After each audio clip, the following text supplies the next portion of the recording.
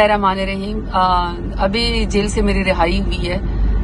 ناحق آپ کو پتا ہے کہ صرف خان صاحب کا ساتھ دینے کے لیے سزا دی گئی تھی، اور جس طریقے سے مجھے وہاں سے اٹھایا گیا میرے گھر سے، وہ میں بعد میں بتاؤں گی، بعد میں اس کے اوپر بات کروں گی۔ لیکن فی الحال میں صرف اپنے تمام ورکرز کا، ووٹرز کا، سپورٹرز کا، ایون اوورسیز پاکستانی کا، میڈیا کا، سوشل میڈیا کا، تمام لوگوں کا جنہوں نے میرے لیے آواز اٹھائی ہے، جو میرے لیے بولے ہیں، جنہوں نے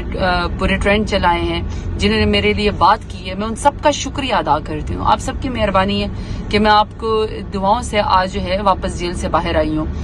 حقیقی خوشی ظاہری بات ہے مجھے تب ہوگی جب میرا لیڈر عمران خان جو ہے، جو بے گناہ اس وقت جیل کے اندر بیٹھا ہوا ہے، وہ اور اس کی بیگم صاحبہ اور تمام بے گناہ لوگ جب جیل سے باہر آئیں گے تو پتہ نہیں وہ کیا وقت ہوگا اس ملک کے اوپر،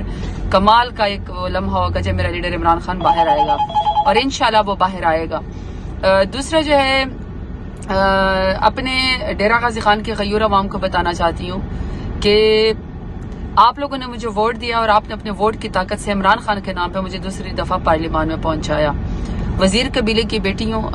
میرے خون کا ایک ایک قطرہ حلال کی کمائی کا ہے، میں نے حرام کا ایک لقمہ زندگی میں نہیں کھایا، اور بڑے بہادر اور جدار قبیلے سے میرا وزیر قبیلے سے تعلق ہے۔ دوسرا، میں ڈیرہ غازی خان کی دھی رانی ہوں، آپ نے مجھے ووٹ کی طاقت سے ایوان میں پہنچا۔ یہ بات آپ یاد رکھیے گا کہ حالات جیسے بھی ہوں، جو بھی ہوں،